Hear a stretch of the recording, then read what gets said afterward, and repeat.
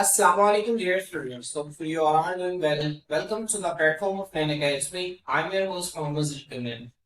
तो स्टूडेंट्स आज के इस वीडियो के अंदर हम अपनी मैथ क्लास बायोलॉजी जो हमारी न्यू बुक है उसका नेक्स्ट चैप्टर स्टार्ट करेंगे जो कि चैप्टर नंबर 5 है जिसका टाइटल है tissues organs and organ systems.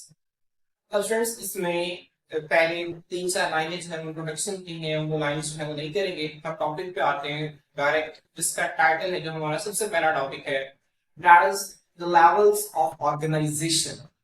अब स्टूडेंट्स इसमें आप लोगों ने समझना है कि ऑर्गेनाइजेशन क्या होता है। ऑर्गेनाइजेशन का स्टूडेंट्स मतलब होता है तरतीब देना। अब स्टूडेंट्स हम यहाँ पर लिविंग बॉडीज की जो जिंदा जानदार हैं इनकी ऑर्गेनाइजेशन की बात कर रहे हैं कि इनकी बॉडीज को किस तरह से तरतीब दिया गया है, ये किस तरह से ऑर्गेनाइज, जो आपको एक बॉडी नजर आती है मुकम्मल जानदार की जो आपको बॉडी नजर आती है ये तरतीब दी गई है, कुछ चीजों से मिलकर बनी है। तो आखिर कौन सी चीजें हैं जिनसे ये मिलकर बनी है? स्टूडेंट्स अगर हम इनको बिलतरतीब देखें तो इसी हम लेवल ऑफ ऑर्गेनाइजेशन कहते हैं। ठीक है फ्रेंड्स, अगर हम देखें अल्टीमेटली देखें जिस तरह से हम केमिस्ट्री के अंदर हमने पढ़ा कि जो मैटर है ना, मैटर किसे कहते हैं? कोई भी ऐसी चीज जो कि वजन की जगह घेरती है मैटर है। अब मैटर का वो छोटे से छोटा हिस्सा जिसको मजीद छोटे हिस्से में तकसीम नहीं किया जा सकता उसको हम मैटर कहते थे। तो स्टूडेंट्स अल्टीमेटली क्योंकि हम एज अ लिविंग ऑर्गेनिजम्स हम भी मैटर हैं, तो हमारी भी जो सबसे बुनियादी चीज है जिससे हम मिलकर बने हैं वो एटम्स ही हैं। वो क्या है स्टूडेंट्स? एटम्स हैं। तो ये एटम से स्टार्ट होता है और एक कॉम्प्लेक्स इंडिविजुअल कॉम्प्लेक्स ऑर्गेनिज्म की शक्ल में आके ये लेवल ऑफ ऑर्गेनाइजेशन खत्म होते हैं। तो फ्रेंड्स इनके दरम्यान में कौन कौन से लेवल्स आते हैं, किस किस तरह से अरेंजमेंट्स होती है, आए हम इसको डिटेल से स्टडी करते हैं। आज का लेक्चर बहुत आसान है, बहुत आसान है। आप लोगों ने सिर्फ इसको क्या करना है, याद रखना है। मैं आप लोगों को लाइन समझा दूंगा, आप लोगों ने इसको थोड़ा सा क्रैम करना होगा, याद रखना होगा, क्योंकि याद रखने वाली चीजें भी आप लोगों ने सारा सारा याद रखना है। लोग विस्तर के तौर पर याद रखते हैं। तो स्टूडेंट्स आइए स्टार्ट करते हैं। स्टूडेंट सबसे पहले कहता है organisms are built on a pattern of increasing complexity. अब ये स्टूडेंट्स पहली लाइन है लेवल ऑफ ऑर्गेनाइजेशन की, आपने पहली लाइन करनी है, दूसरी लाइन आप काट दें और तीसरी लाइन जो मैंने यहाँ पे लिखी हुई है तीसरी लाइन आपने करनी है। Clear students? देखिए ऑर्गेनिजम्स जो है जानदार आर बिल्ड ऑन, ठीक है, बिल्ड का मतलब होता है स्टूडेंट्स तामीर करना। ठीक है, जिसमें बिल्डिंग को तामीर करते हैं ना, ठीक है, बिल्ड का मतलब क्या होता है? तामीर करना। Build on a pattern, pattern कहते हैं तरतीब को, ऑफ इंक्रीजिंग, इंक्रीजिंग का मतलब बढ़ती हुई कॉम्प्लेक्सिटी पेचीदगी। तो जितने भी ज्यादा जानदार है ना वो इस तरह से अरेंज है कि उनकी जो पेचीदगी है ना, उनके अंदर जो कॉम्प्लेक्सिटी है आहिस्ता आहिस्ता आहिस्ता आहिस्ता स्टूडेंट्स क्या होती है, इंक्रीज होती जाती है, वो बढ़ती जाती है। स्टूडेंट्स कैसे बढ़ती जाती है? ठीक है, the levels of organisation in multicellular organisms. Multicellular organisms students क्या होते हैं? ऐसे जानदार जो कि एक से ज्यादा सेल से मिलकर बनते हैं। ठीक है, इन्हें मल्टी सेलुलर ऑर्गेनिजम्स कहते हैं। इनके अंदर स्टूडेंट्स लेवल ऑफ ऑर्गेनाइजेशन है। ठीक है, और लेवल ऑफ ऑर्गेनाइजेशन से क्या मतलब है? उनकी बॉडीज को तरतीब देने वाले मरहले हैं। अगर उनकी बात करें तो स्टूडेंट बिगन वो स्टार्ट होते हैं, कहां से स्टार्ट होते हैं student? With the simplest and smallest level, सबसे सादा और जो सबसे छोटा लेवल है जिसका नाम क्या है स्टूडेंट? मैटर। मैंने भी आपको बताया कि जितने भी जानदार हैं जो कि मैटर हैं, मैटर जो है एटम से मिलकर बनते हैं। तो ये भी स्टूडेंट मल्टीसेलुलर ऑर्गेनिजम्स के अंदर जो लेवल ऑफ ऑर्गेनाइजेशन है वो छोटे और सादा लेवल से स्टार्ट होते हैं जिसका नाम एटम है। एंड प्रोग्रेस, प्रोग्रेस का मतलब है तरक्की करना, आगे बढ़ना। और प्रोग्रेसेस टू लार्जेस्ट, प्रोग्रेस का मतलब यहाँ पे बढ़ते जाते हैं टू लार्जेस्ट, सबसे बड़े एंड मोस्ट कॉम्प्लेक्स लेवल, और सबसे पेचीदा। कॉम्प्लेक्स कहते हैं पेचीदा। ठीक है, फिर आपको इस टाइम से मिला रही है, इसमें कहना क्या चाह रहा है? इसमें कहना ये चाह रहे हैं तो मल्टी सेलुलर ऑर्गेनिजम्स के अंदर जो लेवल ऑफ ऑर्गेनाइजेशन है सबसे सादा और छोटे लेवल इस तरह एटम यहाँ से शुरू होते हैं और बढ़ते जाते हैं यहाँ तक कि सबसे बड़ा और सबसे पेचीदा लेवल आ जाता है जिसका नाम है ऑर्गेनिज्म। क्लियर? अब मैं यहाँ पे लेवल्स तो मैंने आप लोगों के लिए ठीक है थोड़ा सा फ्लोशीट जो है वो ड्रॉ की हुई है, आप लोग इसे देख सकते हैं। सबसे पहले जो है वो सबसे पहले लेवल ऑफ ऑर्गेनाइजेशन जो आता है वो एटम है। क्या एटम्स है, उसको आपने ध्यान में रखना है। अब आपको पता है कि एटम्स हैं वो आपस में मिलते हैं, ठीक है, और क्या बनता है फ्रेंड्स? आगे मॉलिक्यूल बनता है। अब फ्रेंड्स जो मॉलिक्यूल्स आपस में मिलेंगे तो इससे क्या बनेगा फ्रेंड्स? ऑर्गेनाली बनेगी। क्या बनेगी फ्रेंड्स? ऑर्गेनाली बनेगी। क्लियर? तो मैं दोबारा रिपीट कर रहा हूं, एटम्स, एटम्स मिलकर क्या बनाते हैं? मॉलिक्यूल्स, मॉलिक्यूल्स मिलकर क्या बनाते हैं? ऑर्गेनालिज। अब फ्रेंड्स जब ऑर्गेनालिज आपस में मिलती हैं तो ये मिलकर क्या बनाते हैं? सेल। अब फ्रेंड्स ये वो चीज है जहां से लाइफ स्टार्ट होती है, जो कि जिंदगी की बुनियाद है। मेरी बात समझ में आ रही है ना?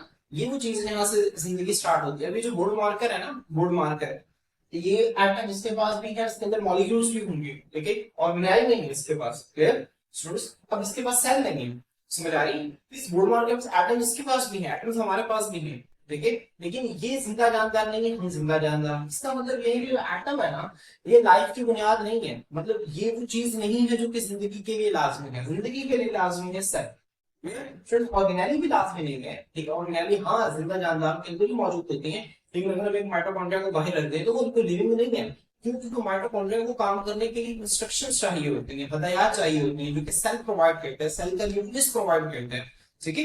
तो अल्टीमेटली जो सेल है वही हमारी जिंदगी की बुनियाद बनाता है। फिर सेल कैसे बनता है, एटम्स मिलकर मॉलिक्यूल, मॉलिक्यूल मिलकर ऑर्गेनेली, ऑर्गेनेली मिलकर सेल्स बनाते हैं, सेल्स आगे से फ्रेंड्स मिलकर क्या बनाते हैं, टिश्यू बनाते हैं, टिश्यू मिलकर क्या बनाते हैं, ऑर्गन, ऑर्गन मिलकर क्या बनाते हैं फ्रेंड्स, ऑर्गन सिस्टम, दोबारा मिलकर टिश्यूज मिलकर क्या बनाते हैं, ऑर्गन, ऑर्गन मिलकर क्या बनाते हैं, ऑर्गन सिस्टम। तो जब कई सारे ऑर्गन सिस्टम आपस में मिलते हैं स्टूडेंट, तो हमारे पास क्या बनता है, ऑर्गेनिज्म बनता है, एक मुकम्मल नया जानदार बनता है।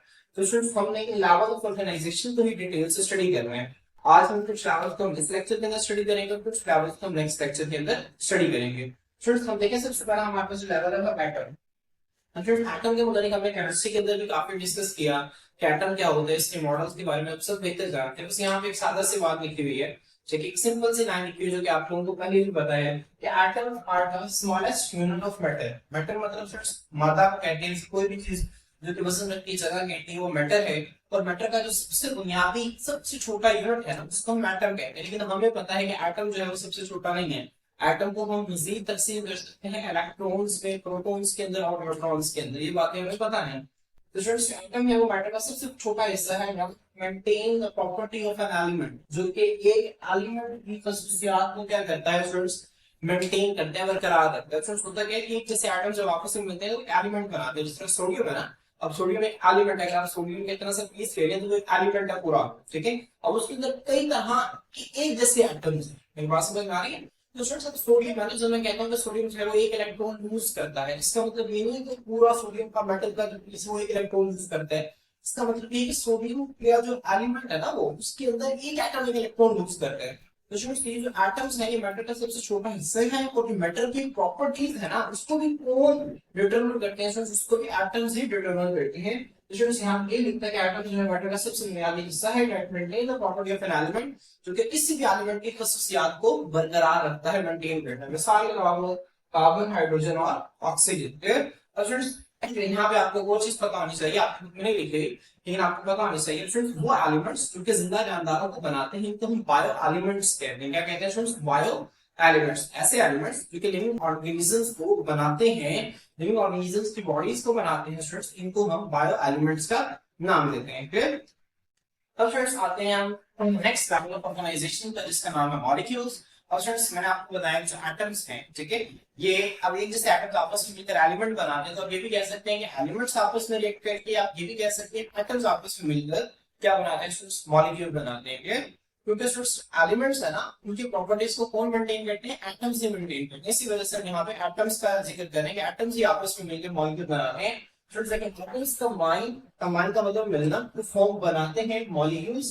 अब सिर्फ एटम्स में मॉलिक्यूल बना देते हैं तो उनकी प्रॉपर्टीज एंटायरली चेंज हो जाती है। मिसाल के तौर पर अगर आप वाटर को देखें, वाटर का आपको फॉर्मूला पता है H2O। अगर आप देखें हाइड्रोजन की प्रॉपर्टी अलग होंगी, ऑक्सीजन की अलग होंगी, लेकिन जब ये वाटर बन जाएगा तो इसकी प्रॉपर्टीज चेंज हो जाती है। हाइड्रोजन भी एक गैस है, ऑक्सीजन भी एक गैस है। ऑप्शन H2O ये वाटर है, ठीक है, मेरे पास में है, इनकी प्रॉपर्टीज बिल्कुल चेंज हो जाती है। तो यहाँ हम यही कहते हैं, कितने एटम्स हैं वो मिलकर क्या बनाते हैं, मॉलिक्यूल्स बनाते हैं, which can have entirely का मतलब होता है मुकम्मल तौर पर, entirely का क्या मतलब होता है, मुकम्मल तौर पर डिफरेंट प्रॉपर्टीज, जिसके जो है वो मुकम्मल तौर पर मॉलिक्यूल्स जो बनते हैं ना उनके मुकम्मल तौर पर मुख्तलिफ खसूसियात हो सकती हैं, ठीक है। then the atoms they contain, उन एटम्स के निस्बत जिन पर वो मुश्तमिल होते हैं, जिनसे वो बनते हैं। तो स्टूडेंट्स जो मॉलिक्यूल्स एटम्स मिलकर मॉलिक्यूल्स बनाते हैं, मॉलिक्यूल्स की खसूसियात हैं बिल्कुल मुख्तलिफ होती हैं एटम्स की निस्बत जिनसे वो मिलकर बनते हैं। कौन कौन से मॉलिक्यूल्स हैं जो कि हमारी बॉडी को बनाते हैं, ठीक है, इसमें जो सबसे इंपॉर्टेंट है वो वाटर है, H2O वाटर ये हमारी बॉडी का एक बहुत बड़ा हिस्सा बनाता है। इसके बाद प्रोटीन्स हैं, कार्बोहाइड्रेट्स हैं, लिपिड्स हैं, न्यूक्लिक एसिड्स हैं, ठीक है, विटामिन्स हैं स्टूडेंट्स, ये सारी चीजें हमारी बॉडी को बनाते हैं। तो यहाँ पे कुछ एग्जांपल्स बॉडी लिखा हुआ है, प्रोटीन्स लिखा हुआ है, न्यूक्लिक एसिड लिखा हुआ है। फ्रेंड्स ये चीजें आपको पता है, प्रोटीन्स किससे मिलकर बनती हैं, अमीनो एसिड से मिलकर बनती हैं, और न्यूक्लिक एसिड किससे मिलकर बनते हैं, न्यूक्लियोटाइड से मिलकर बनते हैं। स्टूडेंट्स ये भी आप लोगों ने केमिस्ट्री के अंदर पढ़ा होगा। तो दोबारा रिपीट कर देता हूँ, प्रोटीन जो है अमीनो एसिड से मिलकर बनते हैं, अमीनो एसिड्स आपस में मिलते जाते हैं तो प्रोटीन्स बनाते हैं, और न्यूक्लिक एसिड न्यूक्लियोटाइड से मिलकर बनते हैं। क्लियर फ्रेंड्स, नेक्स्ट देखें, जो नेक्स्ट लेवल ऑफ ऑर्गेनाइजेशन है वो है ऑर्गेनेली। ठीक है, अब हुआ क्या, एटम्स आपस में मिले तो मॉलिक्यूल बना। फ्रेंड्स मॉलिक्यूल्स में खास पैटर्न के अंदर अरेंज होते हैं, तो वो क्या बनाते हैं, ऑर्गेनेली बनाते हैं। ऑर्गेनेली को ध्यान में रखें, इसको हम कहते हैं ये सब सेलुलर है। मतलब एक सेल के अंदर हमने इससे पिछले चैप्टर के अंदर सेल को डिटेल से स्टडी किया। तो स्टूडेंट अब सेल है ना, जो उसके अंदर कई तरह की ऑर्गेनेलीज पाई जाती हैं, तो ऑर्गेनेली जो है ना वो सेल से एक छोटा लेवल है, इसी वजह से हम ऑर्गेनेली को सब सेलुलर कहते हैं कि सेल से छोटा हिस्सा है। फिर यहाँ पर देखें, मॉलिक्यूल्स जो हैं वो क्या करते हैं, कंबाइन इन स्पेसिफिक वे, खास तरीकों के साथ मॉलिक्यूल्स जो हैं कंबाइन करते हैं, आपस में मिलते हैं एंड मेक सब सेलुलर लेवल। तो स्टूडेंट्स क्या बनाते हैं, सेल से छोटा लेवल बनाते हैं, और इस सेल से छोटे लेवल का क्या नाम है, सेल से छोटे लेवल को नाम देते हैं ऑर्गेनेली का। क्लियर, मॉलिक्यूल्स क्या करते हैं, खास तरीके से सब मिलते हैं, लेकिन सब सेलुलर लेवल पे आते हैं, जिसको ऑर्गेनेली का नाम देते हैं। और फिर each organelle specialised to do a particular function.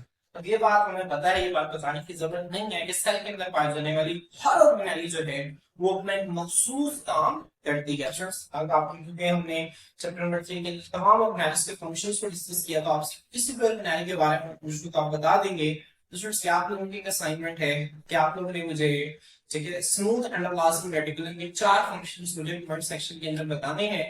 क्योंकि ये 4 इसके जो फंक्शन है बहुत इंपॉर्टेंट शॉर्ट क्वेश्चन है, और आप लोग यहाँ पे लिख सकते हैं। तो यहाँ पे उन्होंने माइटोकॉन्ड्रिया की एग्जांपल दी गई है, लेकिन ये आप लोगों के असाइनमेंट है, आप लोगों के स्मूथ एंडोप्लाज्मिक रेटिकुलम वो भी ऑर्गेनेली है ना, वो भी जाहिर सी बात है बायोमॉलिक्यूल, वो भी मॉलिक्यूल से ही मिलकर बनेगी।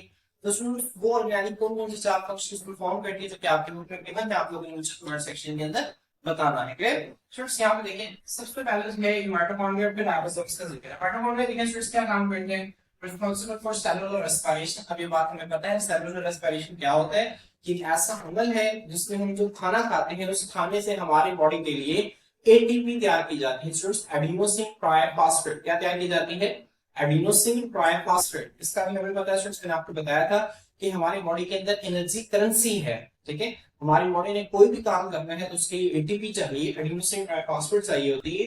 ये जो एटीपी है ये माइटोकॉन्ड्रिया तैयार करता है, और जिस प्रोसेस के अंदर इस एटीपी को तैयार किया जाता है, इस प्रोसेस को सेलुलर रेस्पिरेशन कहते हैं।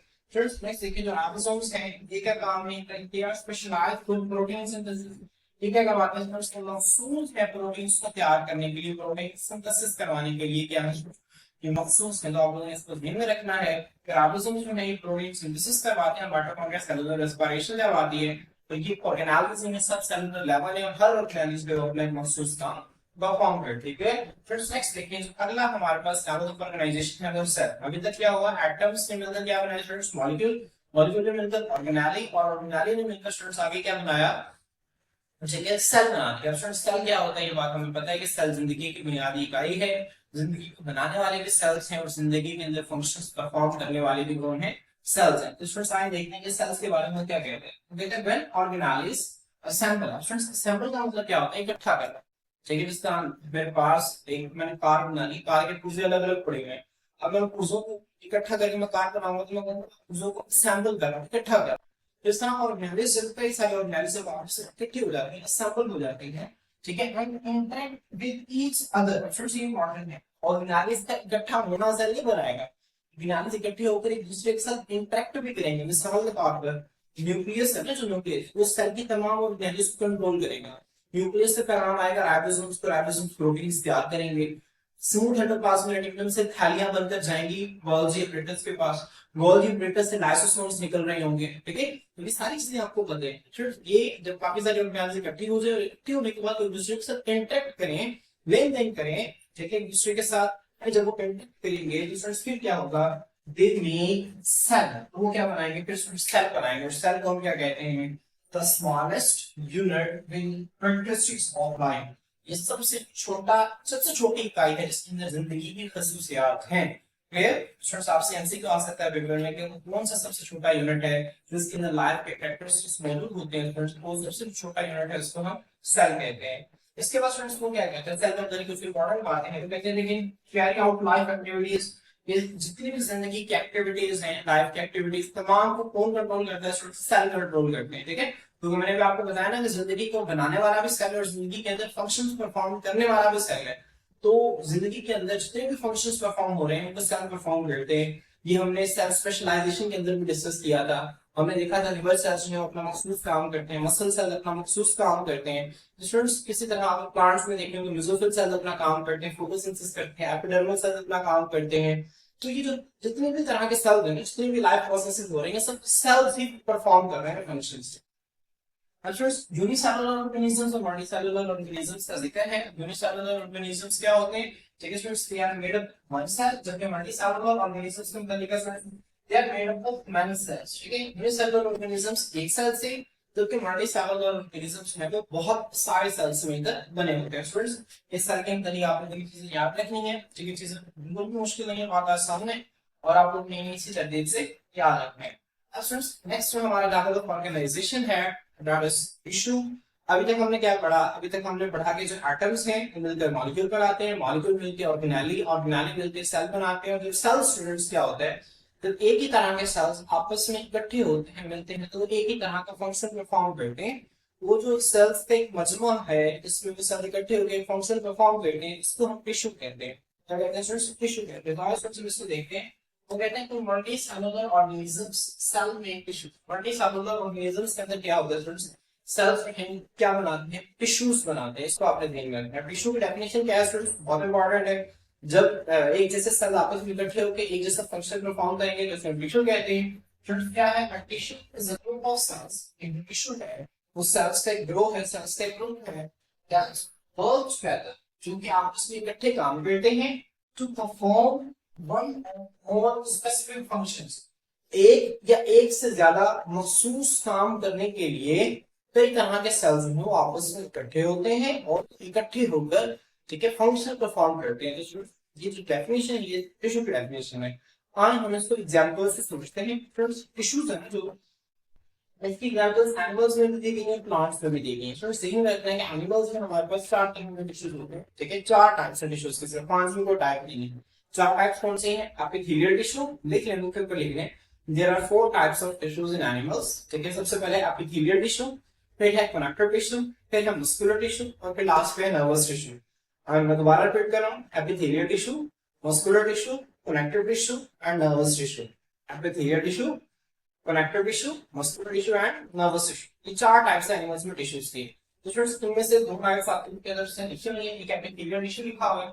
अब फ्रेंड्स, ये एपिथेलियल टिश्यू क्या करते हैं? हमारी बॉडी, जो बाहर से बॉडी ऑर्गन्स है ना, उनकी बाहर वाली जो लाइनिंग है, सबसे बाहर वाली मेम्ब्रेन है, उसको बनाते हैं। और इसके अलावा कैविटी, फ्रेंड्स कैविटी कहते हैं खाली जगह को, जिसमें हमारे मुंह के अंदर खाली जगह है, इसको हम ओरल कैविटी कहते हैं। हमारी नोज के अंदर खाली जगह है, इसको हम नेजल कैविटी कहते हैं, ठीक है। हमारे चेस्ट के अंदर जो खाली जगह है, इसको हम चेस्ट कैविटी कहते हैं।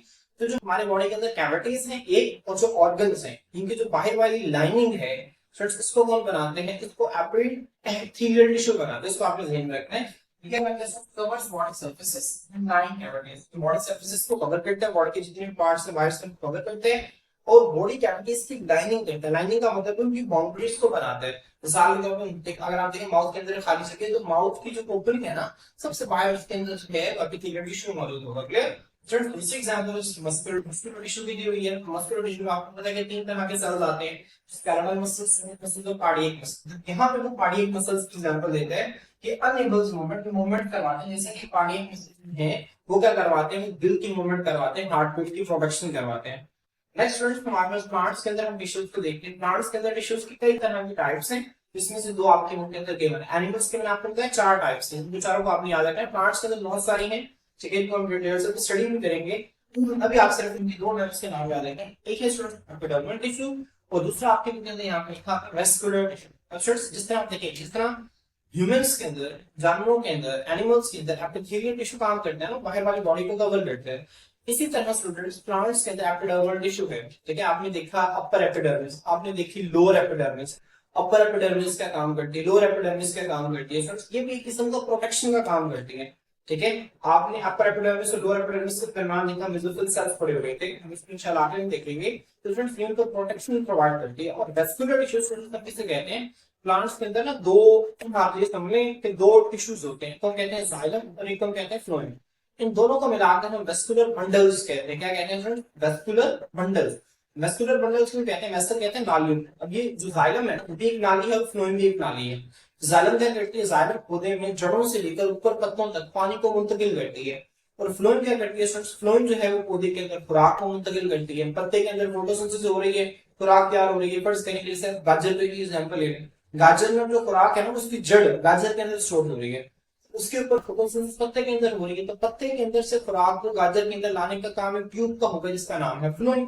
तो स्टूडेंट्स ये जो दो है ना, जाइलम और फ्लोएम, ये पौधे में ट्रांसपोर्ट का काम करते हैं। दोनों को मिलाकर हम वेस्कुलर टिश्यू या फिर वेस्कुलर बंडल्स भी कहते हैं। स्टूडेंट्स ये लिखा हुआ है रेस्पिरेशन का कहते हैं ट्रांसपोर्ट वाटर एंड न्यूट्रिएंट्स।